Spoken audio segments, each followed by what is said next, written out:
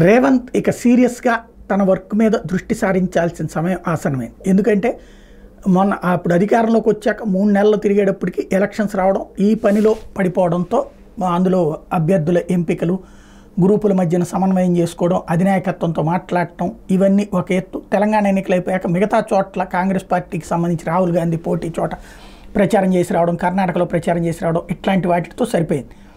ఇప్పుడు ఇంకో పక్కన ఎమ్మెల్సీ ఎలక్షన్ గోల నడుస్తోంది, ఇంకొక వైపున స్థానిక ఎన్నికలకు సిద్ధమవుతుంది. కానీ అవన్నీ ఇక పార్టీ క్యాడర్కి వదిలేయాలి, కార్యకర్తలకు వదిలేయాలి, నాయకులకు వదిలేయాలి, ఒక కమిటీలు వేసి ఏర్పాటు చేసుకోవాలి. ఎందుకు అంటే ఇప్పుడు చాలా కీలకమైనటువంటిది ఆగస్టు 15 కల్లా రుణమాఫీ అన్నటువంటిది.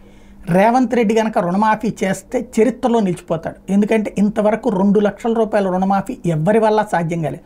రాజశేఖర రెడ్డి వల్ల కూడా కాలేదు. రాజశేఖర రెడ్డి హయాంలో ఇచ్చింది, కేంద్ర ప్రభుత్వం రుణమాఫీ చేసింది.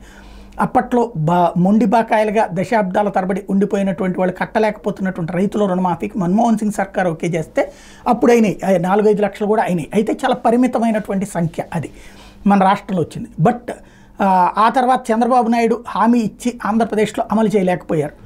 ఏది 1.5 లక్షలు చేస్తున్నారు, అది కూడా చేయలేకపోయారు. అట్లాంటిది ఏకంగా ఏది ఇప్పుడు అక్కడ 2 లక్షల రూపాయల రుణమాఫీ అంటే ఆషామాషి వ్యవహారం కాదు. అది చెయ్యగలిగితే మాత్రం చరిత్రలో నిలబడిపోతారు.